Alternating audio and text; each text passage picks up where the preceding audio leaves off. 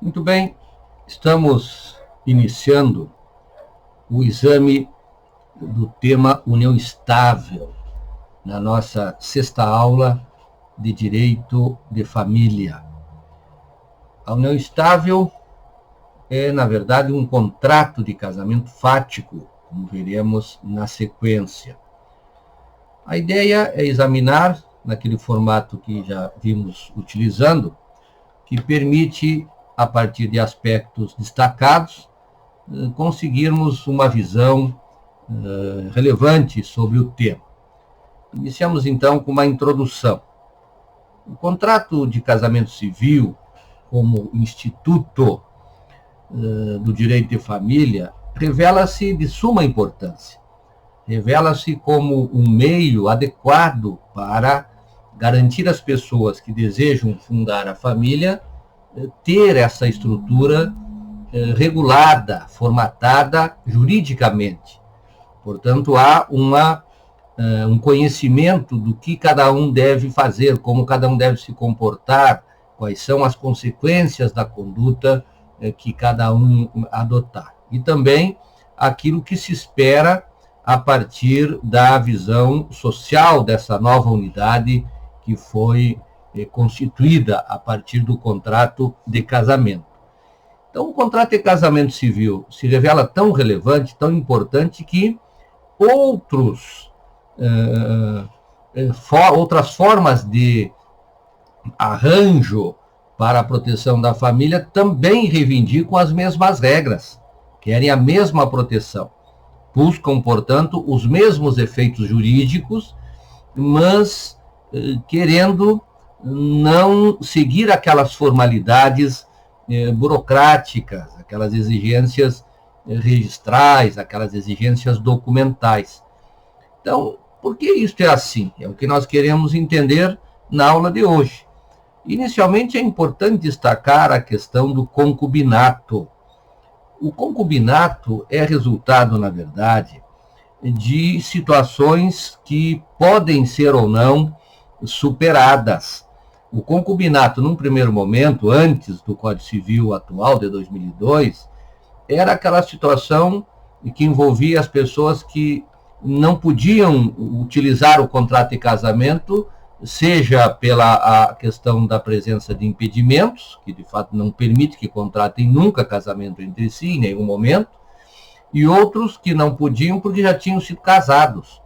E como não havia no Brasil o divórcio, então a pessoa não podia ir para segundas núpcias. Só podia casar uma vez, se não desse certo, se separava. Inicialmente havia o desquite, depois avançamos para um sistema de separação.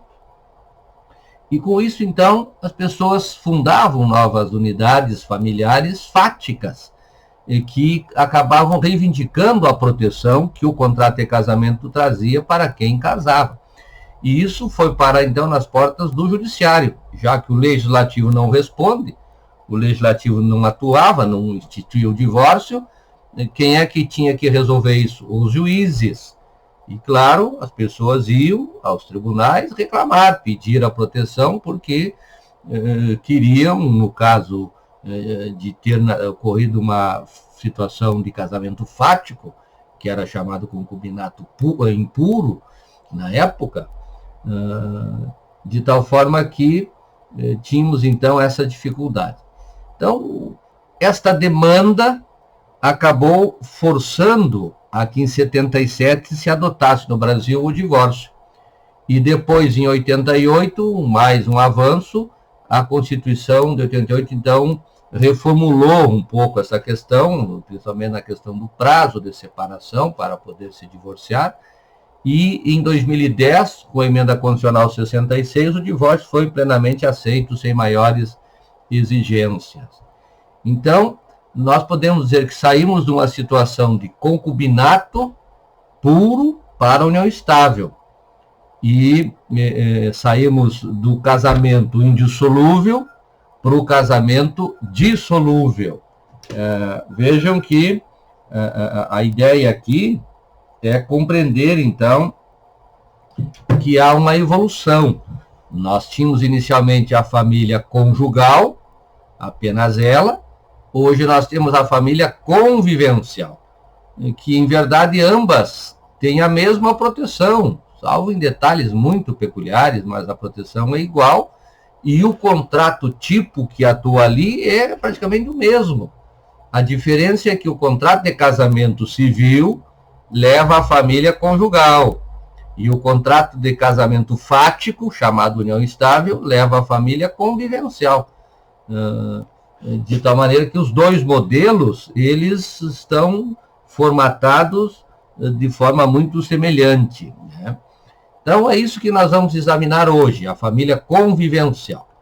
Os textos básicos que devem ser visitados, claro, o texto da Constituição, artigo 226, parágrafo 3º, que regula, então, a matéria e que diz que a união estável, veja aqui, nós vamos ao texto da Constituição, vamos encontrar, então, lá no artigo 226, vamos procurar o artigo 226, e encontramos. A família é a base da sociedade e é especialmente protegida pelo Estado. A forma de proteger é regular a sua Constituição. Portanto, o casamento civil é essa grande estrutura jurídica para a proteção da família. Prestigia-se também o casamento religioso, como já vimos. E também, no parágrafo 3º, o Estado também reconhece a união estável como família. Embora fale em entidade familiar, mas isso aqui é apenas o resultado de uma negociação entre grupos que queriam e grupos que não queriam o reconhecimento da união estável, porque diziam que se a pessoa quisesse casar, que casasse, que usasse o contrato típico, já regulado. Mas como as pessoas faticamente se comportam, nós vamos depois ver isso com mais vagar, às vezes de uma maneira que não é aquela que o Estado orienta, então o Estado também tem que adequar a legislação para esses casos. Então é isso que nós estamos verificando aqui no caso do texto legal. A Lei 8.971, de 94, é uma legislação que veio regular aqui a questão dos alimentos e da sucessão entre os companheiros. Essa lei já está praticamente derrogada, porque esta matéria agora é regulada no Código Civil de 2002. Fica aqui a questão dos alimentos, né? Tem direito a alimentos e também tem direito a suceder. São efeitos, portanto, da união estável que aqui se reconhecia, né? No texto dessa lei, com 5 artigos apenas. Depois tivemos a Lei 9.278, que veio regular o parágrafo 3º do artigo 226. Nós vamos falar um pouco mais depois sobre isso. Vamos voltar lá para o nosso plano de aula. Então, essas leis, 8.971, 9.278, depois o Código Civil, de 2002, os artigos 1.723 a 1.727, regulam a união estável. Na sequência, nós temos as regras sobre reconhecimento e extinção ou dissolução de união estável, que constam aqui do CPC, da resolução CNJ e também da consolidação normativa, notarial e registral aqui do Estado do Rio Grande do Sul, que nós vamos depois dar uma olhada também nesse texto. Teoria fundante sobre a união estável. Primeiro, um conceito. União estável é a forma jurídica de constituição de família convivencial, nuclear, monogâmica e biparental, cuja vontade de constituição é demonstrada faticamente, sem celebração formal do contrato de casamento civil. Então, a união estável se constitui nesta situação, nesse tipo de relação jurídica. A união estável é uma relação jurídica que se constitui a partir de uma manifestação de vontade. Essa manifestação de vontade, ela é feita pela conduta, pela forma da pessoa agir, dela atuar em relação a outra. E com isso, então, ali o Estado vai dizer que, em se comportando desta maneira, que depois nós vamos ver os requisitos que são exigidos para que se reconheça a relação de união estável, teremos ali um contrato de casamento fático, em verdade, apenas chamado de união estável. Então, a definição nos permite enxergar isso com clareza, que se trata, na verdade, desta situação de uma conduta fática de quem deseja fundar família, e nesse caso uma família pela convivência, por isso família convivencial. Do ponto de vista histórico, já adiantamos algumas questões, vimos então que inicialmente nós iniciamos a República com a previsão do contrato de casamento civil, via um decreto específico que regulava a matéria. Depois nós avançamos para a Segunda República, já com modificações, porque na época do Estado Novo, quando tivemos a ditadura civil, com a Constituição de 34, o casamento se tornou indissolúvel. E, portanto, com isso, as pessoas só podiam casar uma vez. Quem queria casar tinha que ter muita clareza do que estava fazendo, porque ao casar o projeto era para ser a orientação que se tinha para a vida toda. Mas as pessoas certamente se separavam, e por isso, então, começaram as dificuldades. Isso só foi ser superado do ponto de vista legal em 77, com a emenda constitucional número 9, e com a legislação, a lei 6515, que regulamentou essa emenda constitucional, e ali então se aceitou o divórcio. De qualquer forma, a união estável apareceu depois na Constituição de 88, com essa terminologia, e veio sendo regulada pela Lei 8.971, depois a Lei 9.278, finalmente entrou no Código Civil, Lei 10.406, que é hoje a legislação, então, que nós vamos ver com mais vagar sobre essa matéria. Quais são os fundamentos, quer dizer, as causas, as razões, aquilo que leva as pessoas a optarem pela união estável, quando há no receituário jurídico, na prateleira de institutos do direito de família, o contrato típico de casamento, que é um contrato seguro, é um contrato bem regulado, é um contrato bem formatado do ponto de vista legal, de tal maneira que as pessoas poderiam usar o contrato de casamento e poderiam dissolver. Há essa possibilidade, como vimos nos estudos que fizemos nas aulas anteriores. Mesmo assim, as pessoas optam pela união estável. Aqui, então, uma reflexão sobre isso. Nós destacamos aqui 3 fundamentos. Um fundamento sociológico, um fundamento psicológico, um fundamento econômico. Do ponto de vista sociológico, as pessoas atuam, às vezes, imitando outros, principalmente pessoas famosas, que são, então, objeto aí de entrevistas, que divulgam as suas opções existenciais, sua maneira de ser, de viver, de vestir, de falar, de se alimentar e tudo mais. E muitos acabam, por imitação, seguindo essas celebridades. É uma questão sociológica, essa que deve ser considerada.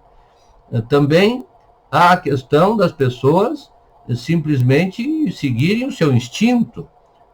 Conhece alguém, tem vontade de viver junto com aquela pessoa, não se preocupa em ir a um cartório, fazer uma série de documentações e de requerimentos e de solenidades. Muitos simplesmente não dão valor, não se importam com isso. E, portanto, se comportam desta maneira. Não esqueçam que essa questão das solenidades, dos registros, das aferições de limites, isso tudo é uma invenção aprimorada do mundo da cultura. Então, há um fundamento sociológico, as pessoas se comportam desta forma, elas agem dessa maneira. Há um fundamento psicológico que podemos também destacar. As pessoas se rebelam contra aquilo que o Estado determina, aquilo que costumeiramente é apresentado como bom, como tradicional. Há, normalmente, por parte de mais jovens, principalmente, uma certa rebeldia contra isso, um afastamento, um dizer que quer ter a autonomia, que quer decidir como quer fazer e, portanto, não vai usar aquelas orientações que o Estado apresenta por via dessas regras cogentes que normatizam o contrato de casamento. E há também um fundamento econômico. Significa dizer que para se casar há um custo, às vezes mínimo, mas as pessoas às vezes não têm esse mínimo, devem providenciar a ida ao cartório, devem providenciar documentação, devem providenciar, às vezes, até uma festa para as pessoas mais próximas, devem noticiar esta nova sociedade familiar que fundaram. Então, alguns, às vezes, preferem ultrapassar esta fase sem maiores preocupações com esse custo, com esse investimento. Então, há também um fundamento econômico que, às vezes, norteia a união estável. Os dados que nós temos do IBGE nos dão conta, e de outros também que pesquisam a matéria, outras instituições, outros institutos, que a união estável tem um número grande de adeptos no Brasil. Cerca de, às vezes, até um terço do número daqueles que casam. Se eu tenho cerca de 1 milhão de pessoas que casam todo ano, e se é verdade que um terço de pessoas a mais também fundam a família convivencial, isso quer dizer que nós teremos cerca de 350 mil sociedades convivenciais sendo formadas anualmente, o que, de fato, talvez até seja maior. Basta olhar para o país que nós vamos verificar, então, que pelo número de habitantes que nós temos, mais de 200 milhões, já chegando a mais de 210 milhões de habitantes, 1 milhão de casamentos por ano, não parece, de fato, que seja um número adequado. Talvez seja, de fato, verdadeiro que muitos preferem simplesmente iniciar pela união estável e ignoram esta figura contratual do casamento civil. Mas é claro que quando tem os problemas jurídicos, as pessoas buscam esses efeitos. Quando há as dificuldades sobre questões de regime de bens, de direito sucessório, direito previdenciário, direito a alimentos, tudo isso daí vai preocupar as pessoas quando elas estiverem com a sua família sendo ampliada, inclusive com filhos, com prole e tudo mais. Então, eis os fundamentos que justificam, segundo parece, não todos, claro, apenas uma provocação, para que possamos pensar sobre o tema. A finalidade da união estável aqui não parece que seja uma finalidade distinta do casamento civil formal expresso. O que as pessoas pretendem com a união estável é constituir a sua família, é ter a sua sociedade familiar. E aqui querem também, certamente, descendentes, querem ter filhos, querem ter prole, querem proteger essa prole. E, portanto, pela via desta sociedade que se forma entre os que são pais, e vejam que pode ser homem e mulher, pode ser homem e homem, pode ser mulher, mulher, não há problema quanto a ser, então, uma sociedade convivencial também homossexual. Pode ser heterossexual, pode ser homossexual, da mesma forma que no casamento. Nós vimos que o número de casamentos entre pessoas do mesmo sexo tem crescido a um número já expressivo aí de mais de milhares registrados, segundo dados do IBGE. Também há aqui uma comunhão de vida, uma comunhão de interesses que se forma entre aqueles que adentram nesse tipo de relação chamada de união estável. Então, a finalidade parece não ser diferente daquela que estimula, daquela que leva as pessoas a se valerem do casamento formal. Características da união estável. Aqui o CC, no artigo 1723, estabelece, então, quais são os requisitos, depois nós vamos ver no 2215, mas eu coloquei aqui porque, a partir dessas regras, nós podemos tirar, então, também como características, tanto aqueles que são requisitos, quanto também outros elementos importantes. O primeiro requisito, pressuposto, que eu também coloquei como sendo uma característica, é a convivência entre aqueles que vivem união estável. Devem conviver, devem ter uma vida em comum, quer dizer que devem agir orientados por objetivos que são próprios de quem leva uma vida em comum. Não pode ser simplesmente um relacionamento festivo, um relacionamento apenas de interesses existenciais individuais. Há que haver aqui um entrelaçamento de interesses que levam à vida comum, a chamada convivência ou vida em comum. A convivência deve ser contínua, Quer dizer, deve haver uma continuidade no sentido de dia a dia, mês a mês, ano a ano.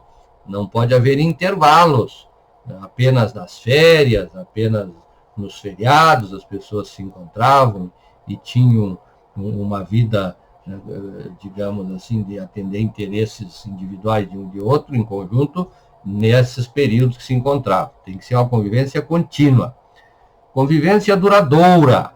Aqui a convivência duradoura vai se revelar não apenas pelo tempo, mas também pela sua fortaleza de interesses, a chamada afeição marital, a chamada afeição, o desejo de constituir família.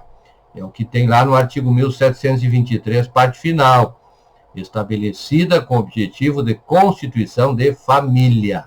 Então vejam que esta durabilidade, esta fortaleza de interesse se revela por apreciar esse aspecto subjetivo. Também a notoriedade ou publicidade, algo necessário, não pode ser, portanto, uma relação escondida. Há que ter, então, uma publicidade mínima, um conhecimento mínimo de um grupo de pessoas que saibam, que tenham a informação de que aquelas pessoas têm uma vida em comum, têm uma união estável. A vontade de construção família, já falei, é o que vai revelar essa convivência duradoura. Também há uma característica que significa a exigência de respeito aos impedimentos, que lá no casamento existem. Aqui também, aqueles mesmos impedimentos, em razão a não poder haver união estável entre pessoas que são parentes consanguíneas, não pode haver união estável também entre pessoas que são parentes por afinidade na linha reta, e isso, portanto, atua aqui também. Limita, portanto, que as pessoas possam ter união estável. Se há impedimento para o casamento, esse impedimento também impede a formação da união estável. Se alguém viver como fosse marido e mulher, estando impedidos de casar, na verdade não tem união estável. Aí terão um concubinato, que é uma relação, portanto, não protegida pelo direito de família, como diz aqui o artigo 1727. As relações não eventuais entre o homem e a mulher, impedidos de casar, constituem concubinato. Vejam, relações não eventuais. Então, se alguém está impedido de casar, alguém que já teve um vínculo de afinidade, por exemplo, na linha reta, como sogro e nora, esses que foram sogro e nora em algum tempo jamais poderão casar entre si, porque esse parentesco por afinidade que brotou daquele casamento primitivo nunca mais se dissolve. Também uma característica referente à ausência de formalidades ou solenidades. Não há necessidade de algum tipo de formalidade específica própria para a união estável. Basta o comportamento que revele esse desejo de fundar a família, desta convivência que leva, então, à fortaleza da relação, que passa a se chamar de união estável.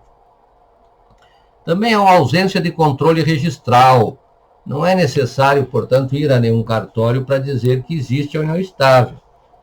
É claro que, na medida que a pessoa vai buscar a proteção da união estável, vai querer, por exemplo, a questão da dependência, para fins de ser inscrito num plano de saúde ou para fazer parte de um plano de aposentadoria, como alguém que depois é dependente e pode receber pensão por morte.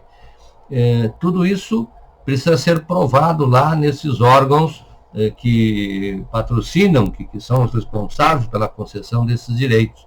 E eles exigem prova. Então as pessoas necessitam fazer declarações que são exigidas geralmente via escritura pública. Então tem que ir a um tabelionato, fazer uma escritura pública declarando a existência da união estável para que esse documento possa ser levado a este lugar que vai conceder o benefício. Requisitos ou pressupostos. Então, para se reconhecer a união estável, tem que ter esses pressupostos. A convivência, que deve ser contínua, duradoura, notória, e a vontade de constituição de família. Isso tem que ser apreciado na conduta das pessoas durante aquele tempo em que tiveram essa convivência. Normalmente, quando as pessoas têm esses comportamentos, elas fazem deixam provas, produzem provas, né? Nós vamos ver isso agora no item 2.6. Quais as provas que são produzidas?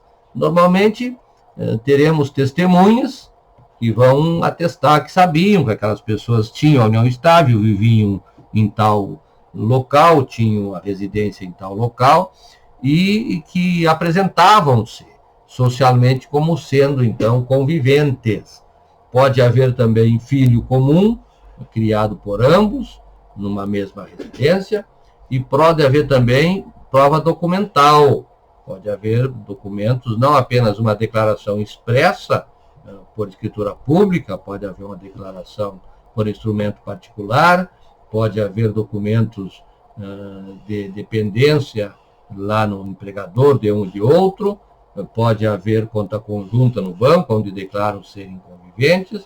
Então, vejam que a prova documental ela é vasta e tem, então, serventia para provar a existência do vínculo. Os efeitos jurídicos da união estável. Aqui os efeitos são semelhantes àqueles lá do casamento, efeitos sociais, efeitos pessoais, efeitos patrimoniais. Nos efeitos sociais, como este grupo agora, chamada família convivencial, é visto pelos demais membros da comunidade. Aqueles que sabem que as pessoas têm união estável, muitas vezes vão pensar que as pessoas são casadas. Às vezes você pergunta para um vizinho, o fulano lá ele é casado? Não, ele se comporta como sendo casado. Aqueles dois vivem naquele lugar, estão sempre ali, se apresentam, vão na igreja ou vão no mercado, tem conta aqui no mercadinho conjunto, vem um, depois vem outro, comprar na mesa caderneta, tem aqueles filhos. Então, às vezes as pessoas olham e pensam que aqueles que se comportam como casados, de fato casaram. Mas as pessoas não têm o hábito de sair perguntando para o vizinho se ele tem a certidão de casamento para mostrar. Então, os efeitos sociais brotam da própria conduta, da própria maneira da pessoa agir, de se apresentar. Às vezes frequentam eventos sociais, como família, matricula o filho na escola, vai no dia de recolher as informações do desempenho desse filho, ou nos momentos festivos, dia dos pais, dia das mães, se apresentam lá conjuntamente. Lá na certidão de nascimento também informaram a situação do casal, de tal sorte que, então, os efeitos sociais são esses efeitos que vão se projetar para fora. Os efeitos pessoais diz respeito aos seus compromissos. Vejam o que diz o 1724, compromissos entre eles, entre os conviventes. As relações pessoais entre os companheiros obedecerão dever de lealdade, dever de respeito, dever de assistência. Então, entre eles, entre os conviventes, existem deveres que a lei estabelece no artigo 1724. É claro que a penalidade para desobediência a esses deveres, ela é bastante, digamos assim, restrita.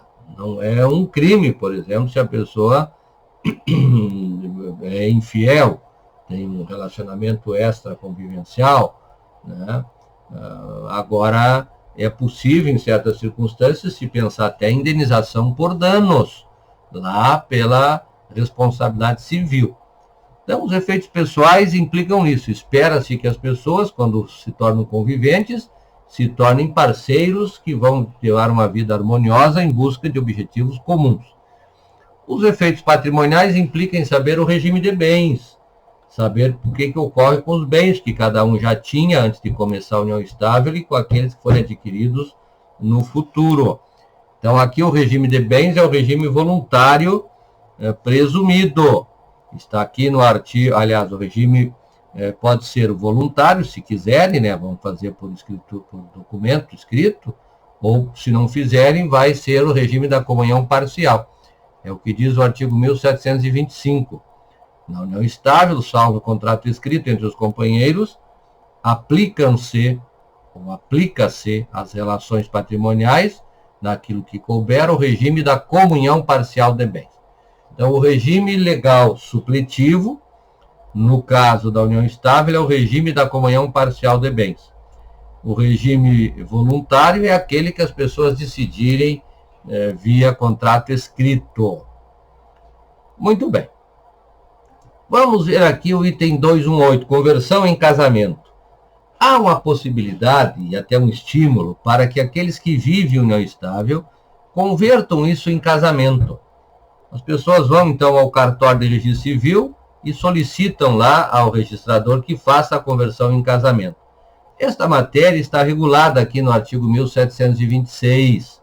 A união estável poderá converter-se em casamento mediante pedido dos companheiros ao juiz e assento no registro civil. A nossa consolidação normativa, aqui dos artigos, onde é que está aqui, consolidação normativa? Onde é que está? Não é ali, aqui. Essa consolidação normativa da nossa, aqui do Tribunal de Justiça do Estado do Rio Grande do Sul regula a matéria. Está previsto aqui, se nós formos procurar, vejam aqui, vamos botar localizar. Vamos colocar aqui união estável. Vejam então, aqui da conversão da união estável em casamento, lá na página 74. Vamos então procurar a questão da conversão da união estável em casamento. Vejam que aqui no artigo 216, conversão da união estável em casamento.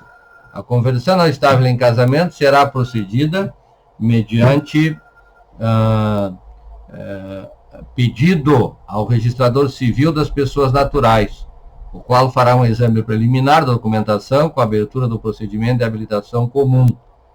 Artigo 217. Decorrido o prazo de habilitação, sem impugnações, será lavrado o assento de conversão da união estável em casamento no livro B auxiliar, independentemente de autorização judicial e de qualquer outra celebração formal. Prevê a participação do MP, para que ele seja intimado, e também permite aqui que possa haver a oposição de impedimentos. Importante também a possibilidade de mudar o sobrenome de um e de outro.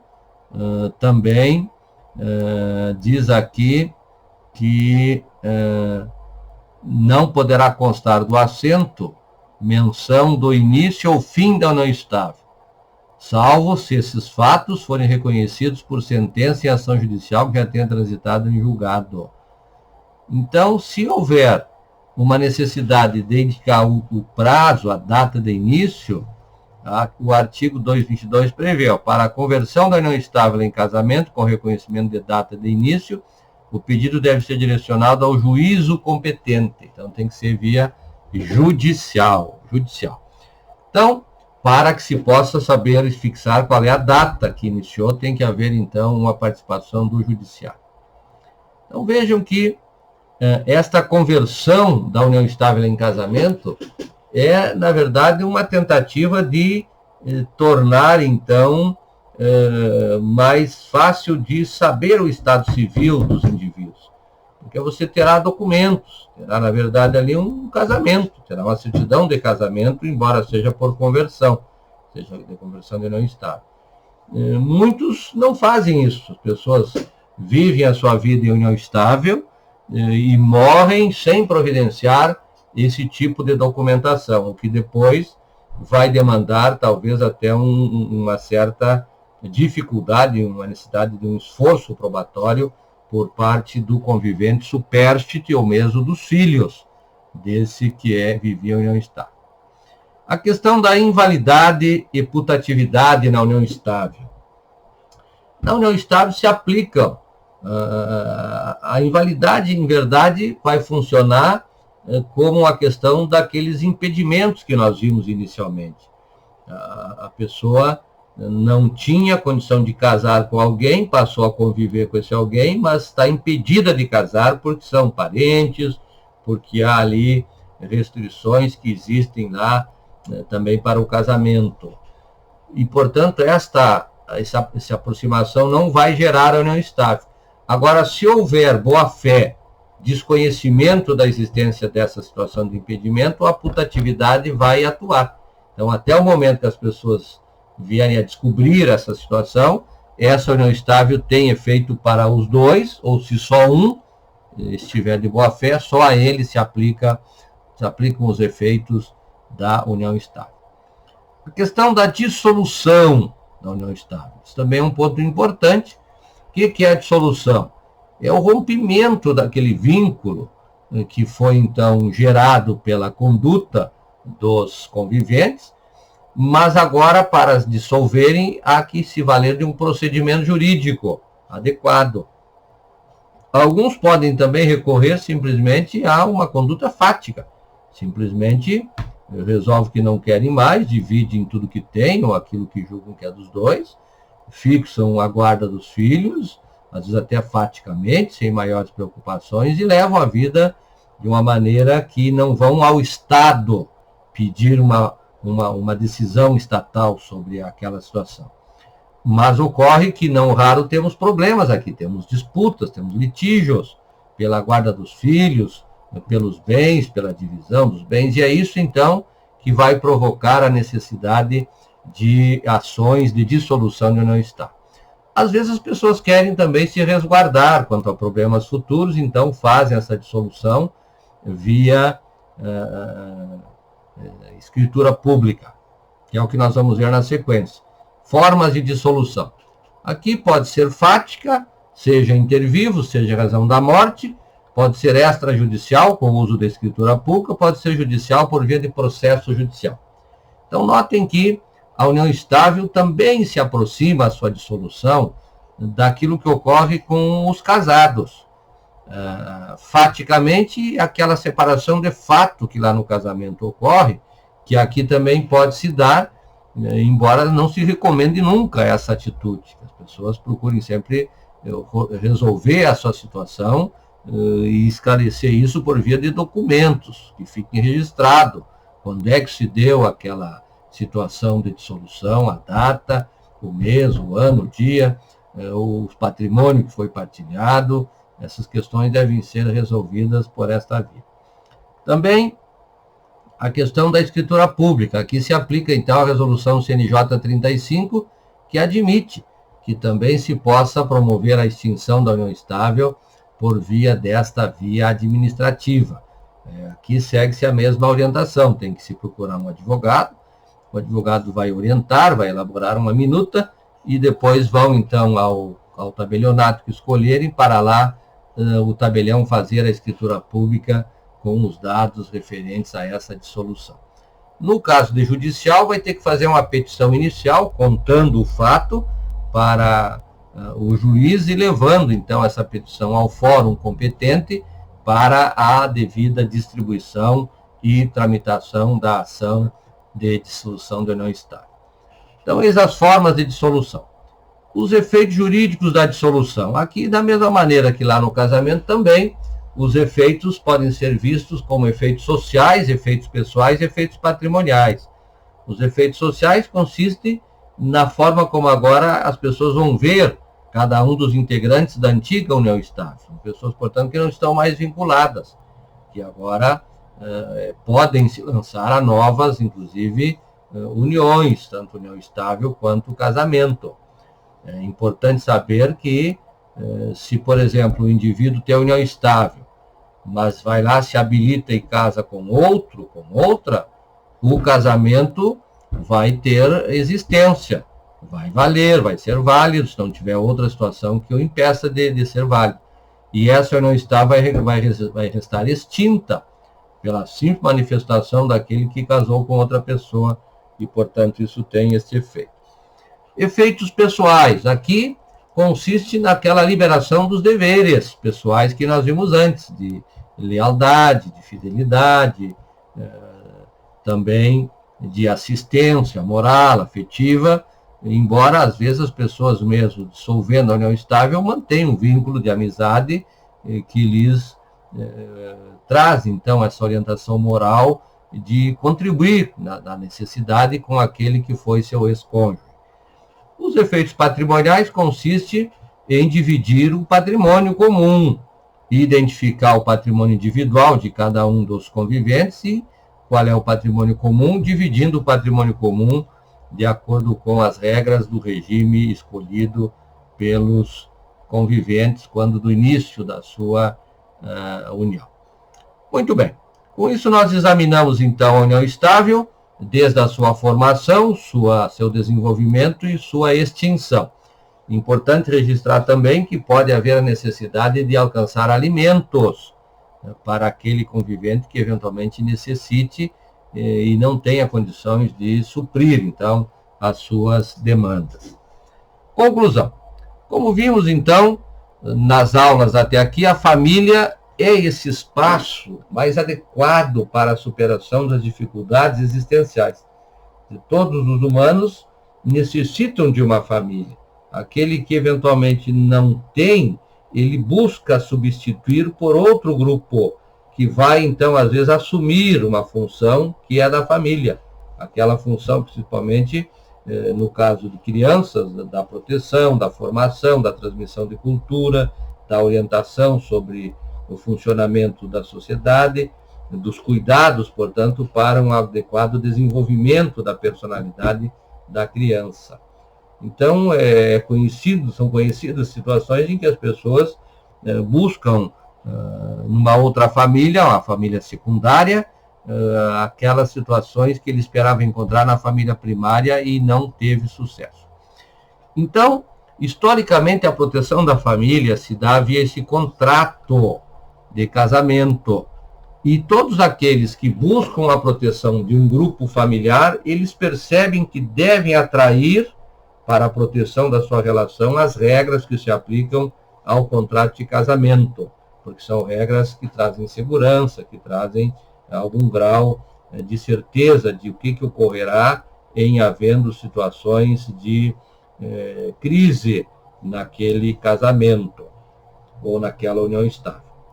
Muito bem, com isso nós terminamos a exposição.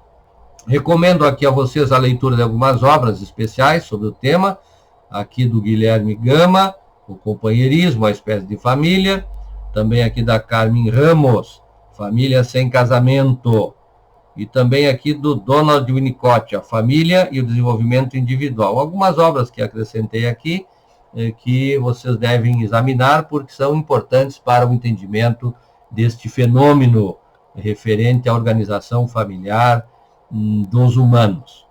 Vamos agora, então, para a atividade de estudo dirigido. Bons estudos a todos, terminamos por hora.